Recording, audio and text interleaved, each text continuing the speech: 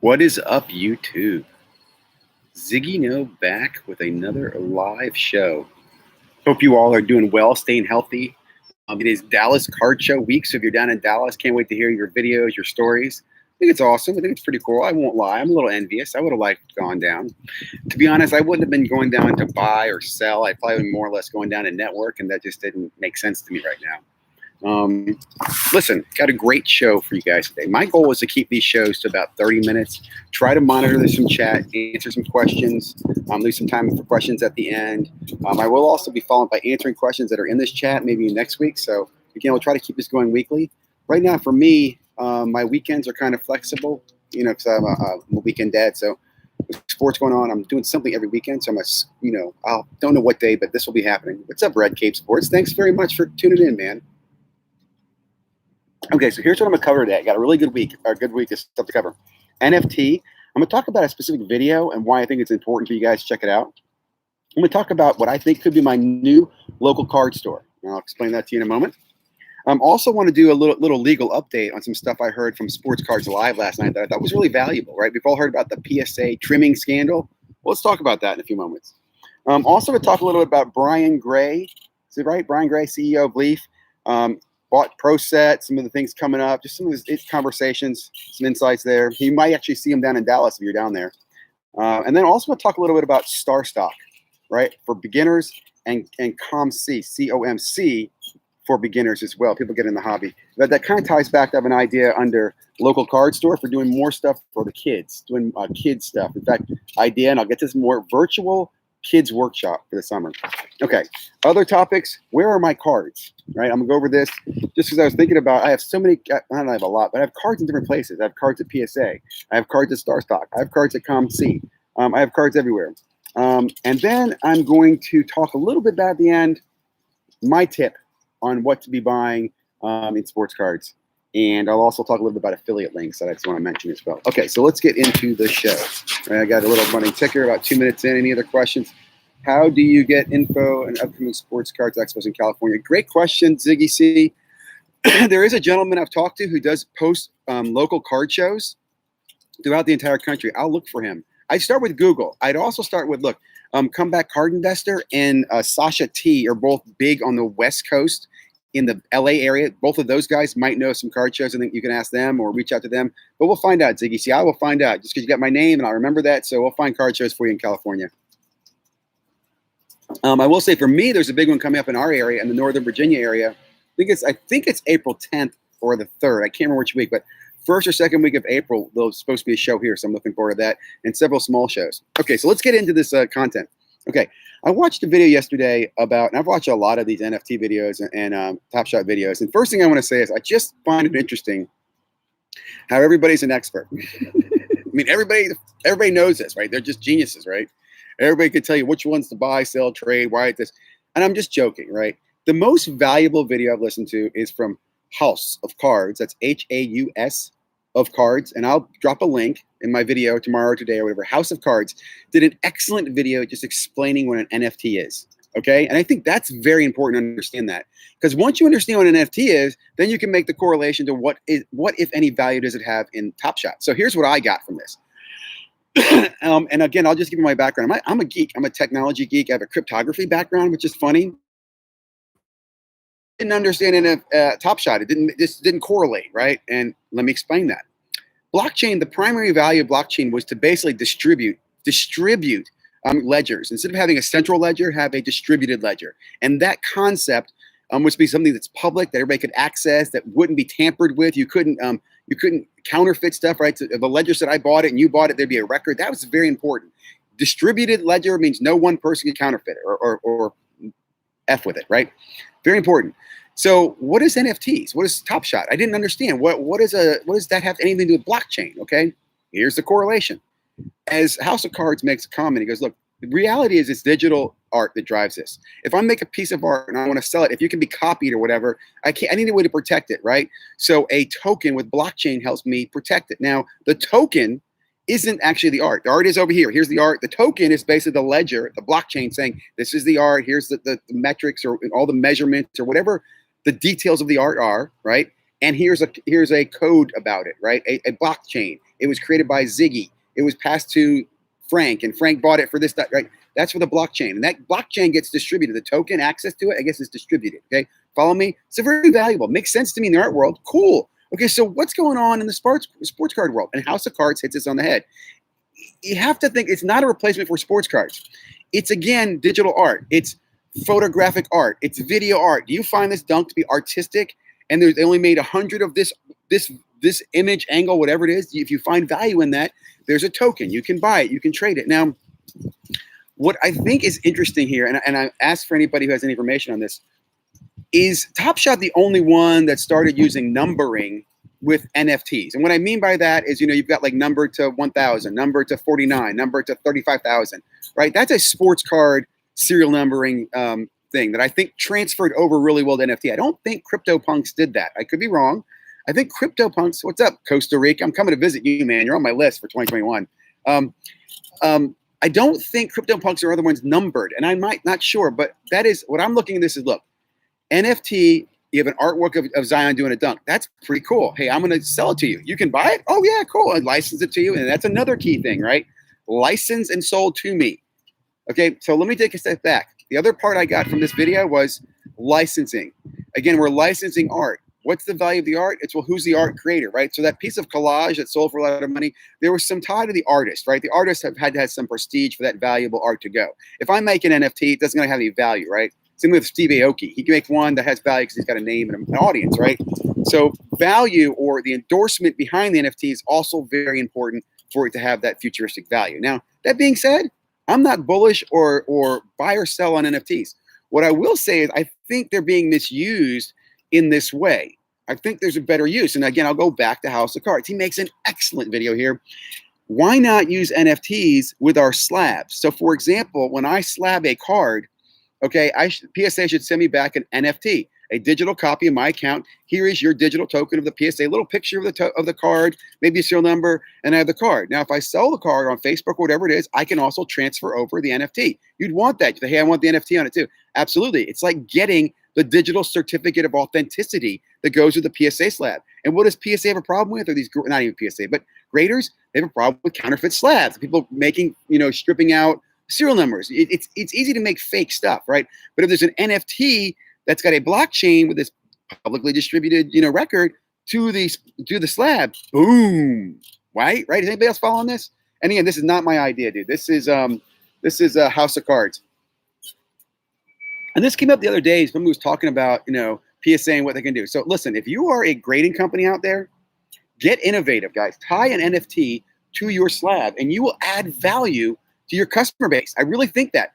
Will it add value to the slab? Probably, which is not a good thing in my opinion. So like if you have a Luca and the Luca's got an NFT on it, would it have more value than a Luca without it? It probably would, because again, it's got that digital certificate of authenticity. But man, to me, that is the future, guys. To me, an NFT that gives this public ledger that also gives me a history of purchasing, right? So you complain about what's the right value of a card. No more best offer. When the best offer is accepted, the ledger writes down the best offer was $444, right? This is groundbreaking, man. So NFT to the slab, and you could even take this down to serial card number, right? And here's the funny thing I was thinking about this. Panini, who's the kind of leading the market in many ways, and makes me sick to say this, are fumbling this one, right? They really are, because when they do the giveaway where sometimes you have a blockchain, sometimes you don't, there's actually value in those serial number cards with blockchain to them, right? If you can tie the card to the blockchain. My concern is that I think people were buying those cards, selling the cards, and didn't give a shit about the blockchain, right? The blockchain was just something else they held, or they sold the blockchain separately than the card. So, and that is a concern, right? And that would happen, right? Because right now there's no valuation. If I, again, tie an NFT to the slab, am I going to sell just the NFT without the slab? No, I'd probably want the slab too. Okay, I'm going to digress. I'll spend about 9 minutes on this. I look forward to your comments, thoughts, questions. But I will say, dude, check out House of Cards. If you haven't already, give him a big subscription. He's got about 80, 120, something like that. He needs more love. He puts out great content. Great guy. Really enjoy what he's doing. Let me see. Anything else I wanted to hit on there for my notes? Ethereal. So here's some questions I have if House of Cards is listening. He makes a comment in there too that every one of these tokens, an NFT, requires computing power that actually requires a cost. That was kind of groundbreaking to me. I did not understand. I understand with Bitcoin there was a cost, but I thought that's the way Bitcoin was created. I didn't realize that cryptocurrency always, or crypto tokens, require, in other words, if I'm going to create a token, an NFT for a card, I've got to use so much computing power, which is going to be electricity, right? Time, energy, resources to mine that token. I didn't know that. That would actually then assign I guess a tangible asset or tangible value to that non-fungible token. So is it required every time? That's a question I have. Do I need Ethereal? It seems like that's going to be something everybody's talking about. I'm thinking that maybe I should get Ethereal. Hey, what's up, Mike? What's up, Ron? Thanks, guys, for jumping in. House of Cards talks about Ethereal. Ethereal is what people are using for CryptoPunks. Do I need Ethereal? Will I see Top Shot on Ethereal? Right? You know, here, guys, here's another thing. We know Gronk did his NFT. The NFL is going to launch these things. Okay, they're coming. Panini's, I don't know if it's Panini, but somebody's going to do it. Somebody's going to license it with the NFL. But it hasn't been done. I'm shocked. God, I mean, please, right? Some more NFTs are coming. Again, I'm going to move on. Next, I want to talk about a video. Again, I'll tag tomorrow probably. It's from Chase's Autographs, a young guy who's I actually met doing retail chasing, by the way. So people always complain about retail chasers. Young man's a college student. You know, he flips cards, chases it, loves it. Just a great kid. Anyway, he did a great video and introduced me to a guy who's opened a local card store about 40 minutes from my house. And I'm super excited about this. It's called Collectible Kings with K. Collectible Kings out of Winchester, Virginia. I'm excited. My closest local card store was Fantastic Store, which was the front end for Blowout. Now, two reasons I don't like that. Number one, I don't like Blowout. They're raping the hobby. Number two, they don't have my favorite guy there anymore. He's not there anymore. I have no reason to go there. So I'm looking forward to going to Collectible Kings. Now, this just reminded me of something, a little tangent I want to go on. When I mentioned Blowout, right? Let me make a note here. When I mentioned Blowout and how when I think about all the problems going on in the hobby, and this kind of goes to Collectible Kings. When I was listening to his video, he made a video, short story, a guy who got into cards with his sons back in the spring. He's a businessman. He decided he's going to open a sports card store, and he did it, right? He did one when he was a kid with his dad, and now he's doing one with his kids, and it's all spurred from COVID. I'll leave it at that. That's important to me. I like that story. Second part is that he is his goal is to actually provide product at fair prices. Now, he talks about how he wants to buy products instead of marking them up. I'll give you an example. Prism basketball. It's what, 3,000, 2,000, 2,500, whatever somebody wanted to market it. Somebody, I'm sure, paid that much, right? Even though none of it's been issued yet. It's only been allocated, I'm sure. But we all know that stuff costs about $50 to, I think at wholesale, maybe 120. I think it's a suggested retail price, maybe 180 at one point. It's not thousands of dollars. So this guy made the inference that he would, if he got some, he would sell it at only, 2 or 3 times what he's supposed to, which would be still much less than $2,000 or $3,000. And I'm super excited about that. My thoughts are, I love that goal. I hope he's able to enforce that, right? So he doesn't get flippers coming in and buying his product and then flipping it for the thousands of dollars. But anyway, that got me thinking about Blowout. And I was listening on the way here today in the car that Volvo is going to announce they're going to be going. This is totally weird, right? Volvo is going to totally go all online with all cars, all buying and selling, I think by the end of, 2030 or something like that, 20 something. And they're also all going to be electric. Now, what's groundbreaking to me is the fact they're basically saying, look, we're going to get rid of distributors. We're going to get rid of the dealership model. It is broken. It is old. We're going to move on. They're following what they saw from, was it Tesla, right? Tesla doesn't use many dealerships, I think, or, they do more online, which I think is great. I applaud Volvo. In fact, I might buy a Volvo only because I think dealerships are the biggest scam in the world. I've been thinking this for, years. If you live in any community, the dealership's owned by some rich family who might as well have owned a plantation. And I'm just jokingly saying that. I don't mean that to take it the wrong way, but it's old money. They've been there for generations running the Fords. Right? And why? Why do we need Blowout or Dave and Adams? Those guys should be begging for our business with giving us fair prices, right? They shouldn't be gouging us. They shouldn't be raping us with these prices. There's no reason. In fact, when I'm saying distributors, when I'm saying actually manufacturers, rip away their disty rights. Take it away. Announce it. A certain time I'm not doing this anymore.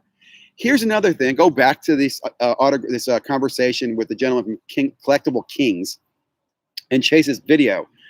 He talks about his interview with Upper Deck. Upper Deck asked him a bunch of questions. And just listen to this for me for a second. Apparently, Upper Deck asked him What are your goals? What are your plans? Are you going to let breakers buy the product? All these questions where they're really focused on making sure their product, Upper Deck products, make it to collectors at best, best to close suggested retail price. And I've heard that about Upper Deck before, that they're very strict, they want physical ownership. You have to have a store, blah, blah, blah. Man, I want to applaud that. I think that's awesome. Now, he said after having an interview with them, Upper Deck issued him a distributor's license. He's waiting to hear back from Panini. I'd be shocked if Panini doesn't. In fact, the way I look at Panini, I just feel like there's this big greedy son of a who sits there going, who else wants to sign up? I'll sign up. And then here's what I'm going to do. You want allocation, man? You want some allocation? You got to give me something. What you giving me? I just don't like Panini. As I'm wearing the hat, I don't like them. They're ruining the hobby. Now, they could do so many things, guys. You could change.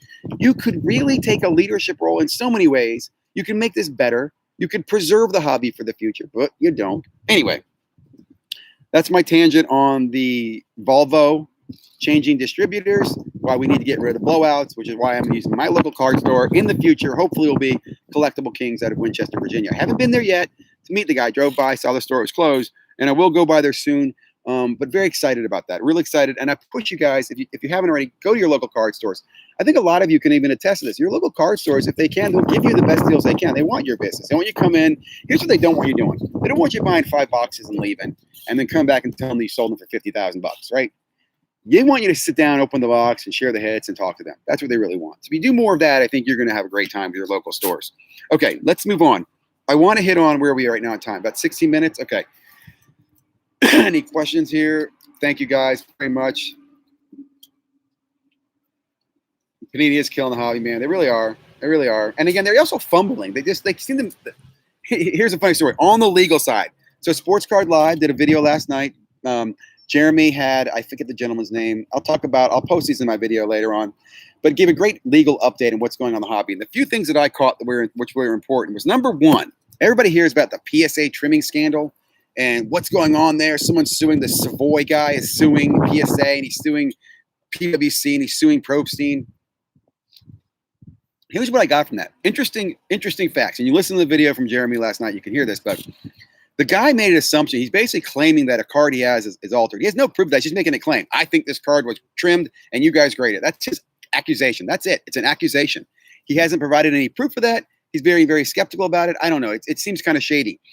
In the last few years, this has been kicked from federal court to state court to federal court to state court. Basically, again, just on Savoy's accusation that I have a card that is trimmed that you graded. It doesn't mean that PSA colluded to do that, right? It wasn't like they were in a plan to do that. Maybe they accidentally graded it. They have, right? The Honus Wagner, we do know the first one is a trimmed card. The guy confessed to it years later. So it has happened. So I don't understand why Savoy's suing the guy. Here's what I think is important is that apparently Probstein was named as a defendant, and Probstein did settle out of court with Savoy. And when they did the settling out of court, that apparently has made people think, hey, there's meat on the bone. There must be something there, right? If they're settling, somebody must be guilty. There's smoke. So what I got from this is I think there's a lot of BS here. I think the whole Savoy PSA thing, trimming scandals, BS. And again, I'm going to go back and say this. Look, PSA's job is to grade and authenticate cards the best they can. Are they 100%? No, come on. No one is. I just don't think that's possible. And you're always going to have somebody building a better, mousetrap. So I thought that was a very interesting update. Again, learn more on Jeremy's channel about that. The other one that came up was about redemption lawsuit. If you watched my video this morning, I talked about my redemptions, which makes me think I have a lawsuit here. Okay, and I'll get to that in a moment. But Panini is being sued by a young girl who's 9 years old because she didn't get a redemption of a hockey player. I don't get that. I think that's a publicity stunt. Sounds like she did it because she's 9. I got a couple kids. Maybe they'll get one of them to do it. I don't think it's necessary. It's interesting, though, it has gotten a lot of publicity, and it apparently will be sought or settled in April 9th. It's going to court. But it does point out this is annoyance to Panini. They have to do something. They have to respond to this. So, hey, Panini doesn't respond to my calls, my redemptions from 2016, or my Christian McCaffrey glass card that you could make here 1,000 times over. It doesn't require anything else, right? I think I have grounds for a lawsuit. I haven't gotten that card in years. Anyway, the other thing is, though, there's apparently a class action lawsuit that's been taken against Panini. Now, here's some interesting stuff. there is legal precedent that you cannot sell somebody nothing, which means if I sell you a product and you open it up, and even though you open it up a year later and the value of the product is now expired because of expired redemption, you can't sell somebody nothing. There's apparently legal precedent of that, which is why gift cards have to have some infinite lifetime on them or some long time expiration date. This is interesting stuff. So I think there's arguments that you could, again, see a class action lawsuit against companies with redemptions. Now, it's interesting that Panini's the target of this redemption lawsuit because I do think they do the best job by at least offering something, where Topps, I think, does not. Leaf does honor redemptions. Anyway, listen to the video and get more, but I think the redemption class action lawsuit is interesting. It's been kicked back and forth. I think now it's in class action back at state or something like that. What I will say this is Panini has an army of lawyers, and they are doing everything they can to dismiss cases, keep themselves out of court, protect themselves, protect the brand, build the empire. I mean, it's amazing. I'd love to be a fly on the wall of Panini's legal team. Here's an also interesting thing to talk about. Panini apparently is out doing a bunch of trademarking. And this is going to crack you up, guys. What's trademarking? Well, they go out and take a name and they trademark it, right? So that no one else can use the name in buying and selling. Like McDonald's is a trademark name. Makes sense to me. Panini, even though they make sandwiches or don't make sandwiches, or it is a sandwich, I'm sure it's a trademark name. Now, Panini apparently dropped in like 150 names, which included things like opulence, eminence, prism. I'm sure it hasn't already been. I don't know if that was on the list, but things like that, right? Names you're like, okay, I can see that. But they also dropped in ones like one. Yeah, one. O-N-E. They also put in kaboom and classic. Oh, or is it choice? Legacy. These are words that they're trying to trademark. And if they're trademarked, right, they kind of have a strong legal ground on that. That's terrifying. But it also, again, shows you as Panini gets, like, here's my takeaway from this. Panini's made a boatload of money in the last few years. Okay, and I mentioned this in my video this morning about their customer service is better.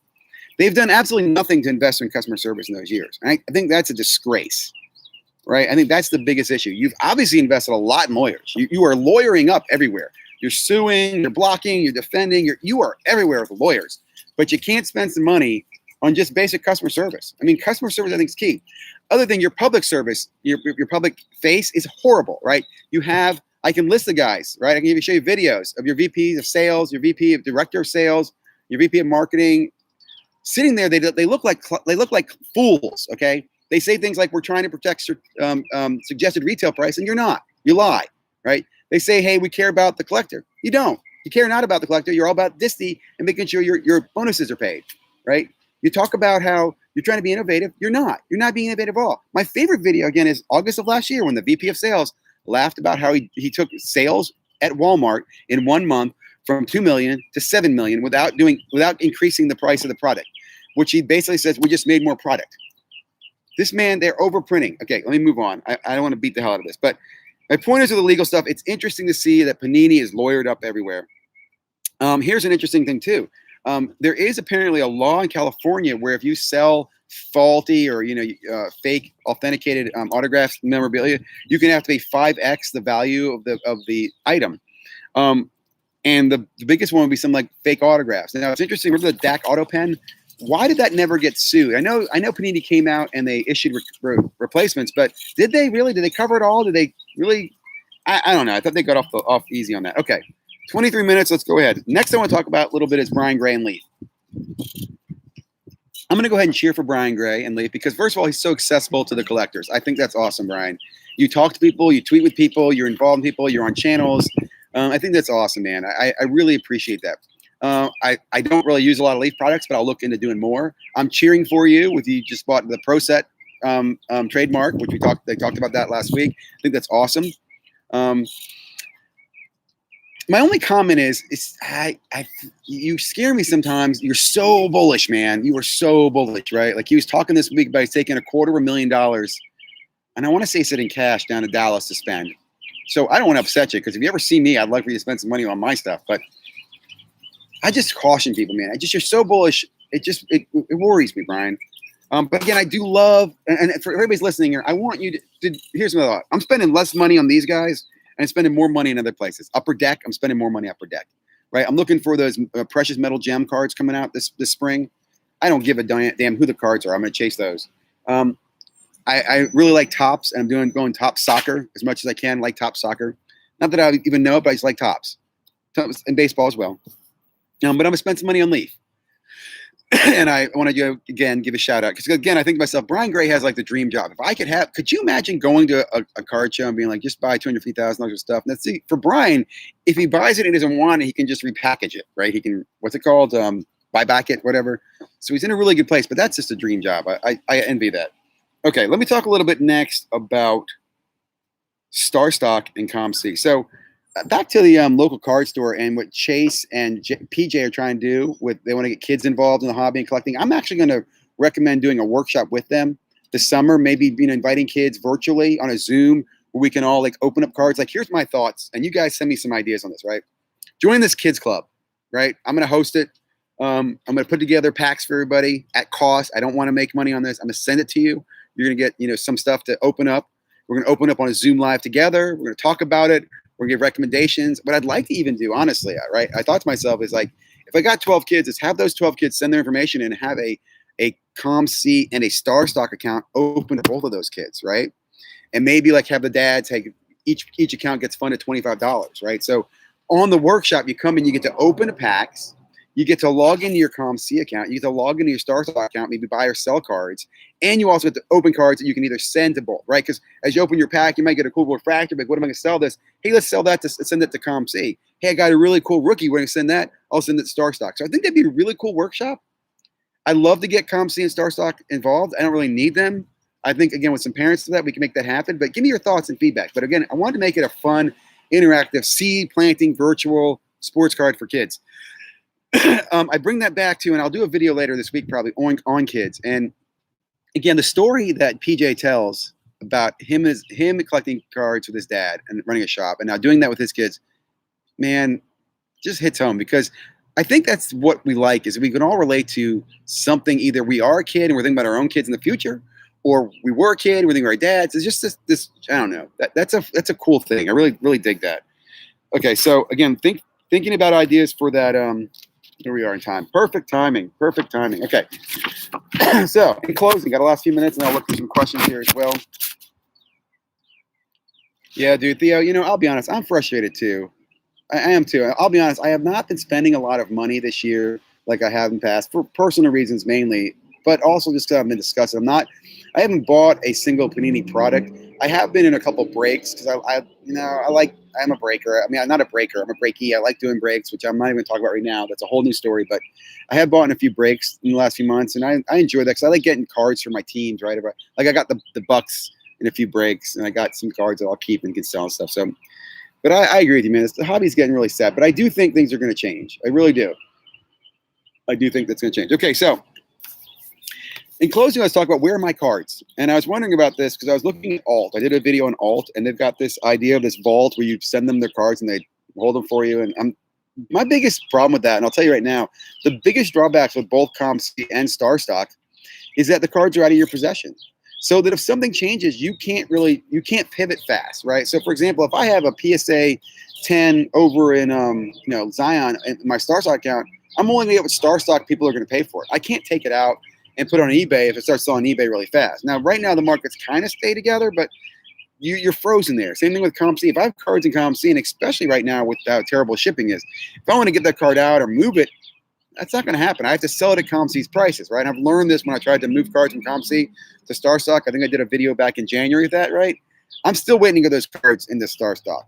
Okay, it's taken longer than I wanted it to, and I definitely am not going to make the money I thought I was going to make. So it makes you think, where are my cards? And do you think the same thing? Do you ever wonder, like, where are your cards? And take into consideration how important, like, in this whole sports card investment world, even in the Top Shot world, liquidity is very important, right? And liquidity primarily is, do I have the card, and how fast can I turn the card into money? So for me, what I'll tell you is the number one bread and butter, best way to buy and sell cards for me is through Facebook groups using PayPal, okay?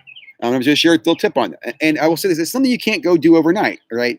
Some people say, what about Instagram and TikTok? Those are all fine as well. But the reason I say Facebook and the reason I like Facebook is, to me, Facebook is all about the relationship and the trust you build, okay? You're in different groups and they can be private groups, but me as ZiggyNo in Facebook, I am well known. I believe I have a pristine reputation, right? Never had a problem. follow up. I send tracking. I make sure people get what they want. If it's messed up, I offer refunds. I am just pristine reputation. And with that reputation, I'm able to buy and sell cards fast in those Facebook groups. But that's something I had to build up over time. You can't do that tomorrow. In fact, if you do it tomorrow, people get suspicious. Why is this guy selling cards all of a sudden, right? Who is this guy? Right? Like when I first came out, it was like, who the hell's a ZiggyNo? Why is he using ZiggyNo? What's his real name? So I have found that is awesome for me. Like if I'm in a pinch and I need to sell a card, and I even think about this. I posted a video on my social media. Maybe I'll post this on YouTube later on of my son opening LeBron James card back in 2016. We sold this card. So this card today is worth sick money. You could probably pay his college right now. Anyway, we sold the card for, I don't know. I'm going to say $500. Yes, $500 for LeBron auto. But when we sold it fast. We sold it for cash, and we were celebrating. We were happy. And that's when I realized then how much I love Facebook groups. So what I will say again, another thing I like about Facebook groups, again, like I said, the reputation. If you do something bad in Facebook, you're going to get called out on these different groups. You get blocked out. People are going to talk. Admins talk. In Instagram, it's not the same. When you scam a guy on Instagram, he's not going to deal with you anymore. But there's 1,000 other, it's like silos. Is it a community? Facebook truly is a community in sports cards from my perspective. I'd love to get your thoughts. My last little tip there, just giving my thoughts on where my cards and how do I sell my cards. Do you guys use affiliate links? And I got 2 comments, actually. Do you guys use affiliate links? And what I mean by that is, it seems like a lot of content providers, Amazon link or the StarStock link or whatever, like when you're going to go buy something on eBay, Amazon, do you go over to Frank's page and click his link first to do that? I never do that. I never even think about it, right? I'm just wondering, do you guys ever use it? And I'll tell you this, I don't plan to use them. I don't have interest in using them. I do realize that people make a ton of money. Like you'll see these YouTube stories, I have affiliate links and I'm making $500,000 a year. So I can understand it's kind of like, I guess, like, I don't want to say the wrong thing, but it's just a slow growing building process. I don't know. Just wondering how people use affiliate links. I never think about it. Yeah, Costa Rica, I never think about it. I just don't. I never think, and there's people I like, I don't think, hey, I'm going to go on Frank's website and go buy this because it doesn't cost me more or less to buy it, right? It wouldn't be wrong of me to buy something for $100 and, instead of Amazon getting the full 100, Frank gets $1. I'm okay with that. I just don't think about it. So I was wondering your thoughts on it. Okay, last thing, my last tip of the day, right? I'm over 30 minutes and I'll answer some questions if there are any. Buy rings, buy championships. That's what I really think is valuable. And this was key a few years ago. Like when I sold my Giannis rookie card for $50 and sold one for $100, both times the thoughts were, this guy's never going to get a ring. And I still feel the same way. This guy's never going to get a ring. He's not. He's signed for the Bucks for 5 more years. He'll stay there. He might in his old age get one, but by then you got to buy rings. So when I look at buying prospects or players, I look at franchises that are going to put their players or the players who are going to put themselves in positions to win rings, right? Makes me sick to say it. Kyrie, KD, Harden have put themselves in a position to win a ring. I'm not telling you to go buy their cards. I don't know. But it's clear that that's what the market's doing, right? KD cards are on fire. And the reason that I guess everybody's talking about the Dallas is because people are planning to buy that because they expect him to win a ring. So they say, hey, he's the first player to win a ring. It would be how many? 2 teams, right? He hasn't done it with 3. 2 teams or second player. I don't know. But you see my point. So when I boil this down, I look at the NBA, I think there's 4 teams really that could compete for a ring this year. And I mean, because there's going to be 2 championship conferences, right? It's going to be the Lakers and somebody else. So it's probably going to be the Jazz, in my opinion. And I still think the Lakers win the West. I don't think you can beat LeBron in the playoffs. I just don't. The man will carry the team on his back. I like that about him. And then in the East, I think it's the Nets and who else? Would have been the Sixers before the injury. So maybe it's the Bucks, but regardless, I don't think there's anybody can challenge the Nets. So you're kind of gambling along if you go on the 76ers, maybe with Ben Simmons or something like that. But I would say this: I wouldn't be buying Celtics or Wizards. They're not gonna make the conference finals. So it's funny. I feel like part of me wishes I could short KD because I don't like him as a player, which is really mean of me to say because he's a good person, he's a great human being and a good guy, gives back, does a lot. But as a player, I just don't like him. I don't know why. So anyway, my closing comment is buy rings. I think buying LeBron or KD are probably going to be a good bet. I don't think you're going to see huge, jump in valuation.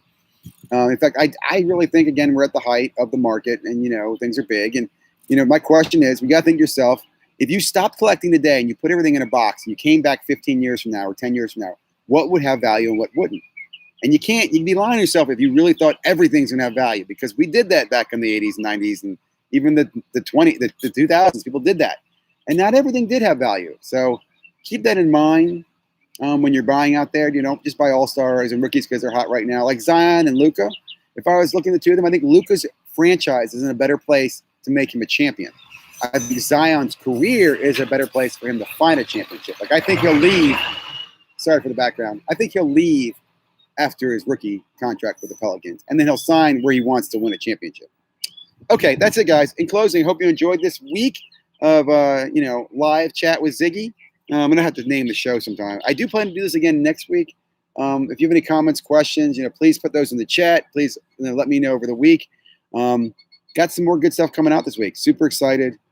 It's a sunny day. I hope this worked out well as far as audio and everything too. I apologize. I'm at the Starbucks and there's a lot of background noise and stuff. But again, guys, thank you very, very much. Costa Rica, great to hear from you. Thea, thanks for tuning in. Tua, thank you, man. Joshua, Steve, Troy, Michael, everybody, man. Thank you guys very much for watching. I appreciate it. Like 20-something viewers is really awesome for my third live. And Costa Rica, I'm serious. I want to come down there. I was in Costa Rica, man, probably about 5, 8, 9 years ago. And I was with some friends. We had a great time at a casino and the gambling and the gorgeous beach on the Pacific. We're on the Pacific side. As soon as this world, starts lighting for travel again, I'm coming down. I really am. And if anybody up there, anybody listening to the stream, if you are in the DC area and you want to meet up, I'd be happy to meet you up at a card store or something like that, catch up. And if I know you better, I'd maybe invite you over, but I have to know you a little bit better. Like Costa Rica, you're welcome here, man, anytime. Hope you guys have a great day. Stay safe, stay healthy, and thank you very, very much for just your support, man. Really mean that.